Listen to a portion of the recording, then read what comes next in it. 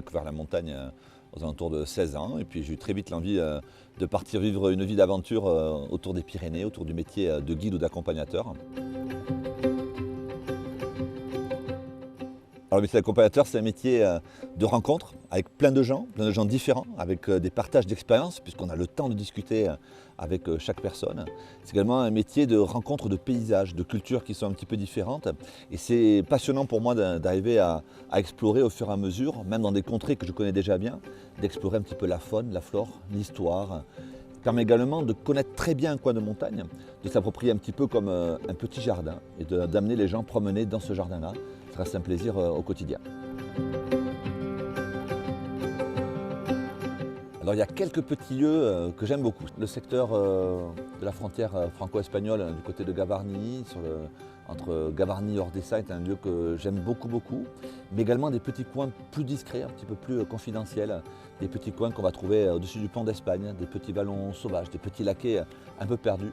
Vont vraiment beaucoup me parler et me régaler dans ma pratique quotidienne de la montagne. Alors moi je vais en montagne aussi quand je suis tout seul. Au début de ma carrière j'étais vraiment beaucoup alpiniste, je passais beaucoup de temps à grimper. Après l'hiver je fais quand même pas mal de ski de randonnée, quelque chose qui me plaît beaucoup. Il y a un petit peu de cascade de glace en fonction des disponibilités et des conditions. Et quoi qu'il en soit, toute l'année j'essaye de m'entretenir en faisant du VTT, en faisant de la course à pied ou de la randonnée en montagne, parce que ça reste pour moi quand même la base de ma pratique de sport de montagne.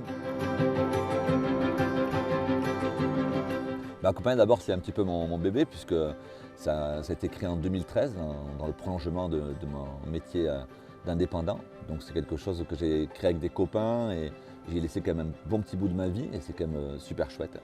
Et après autour de l'accompagnat, ce que j'apprécie beaucoup c'est un petit peu l'ambiance qu'il va y avoir entre les accompagnateurs qui sont bien souvent également des amis qui partagent des valeurs communes, tant au niveau de la montagne qu'au niveau de leur vie personnelle. Et ça je trouve que c'est extrêmement touchant de créer cette cohésion-là. Et c'est quelque chose qui est très important pour moi dans toutes les dimensions de ma vie.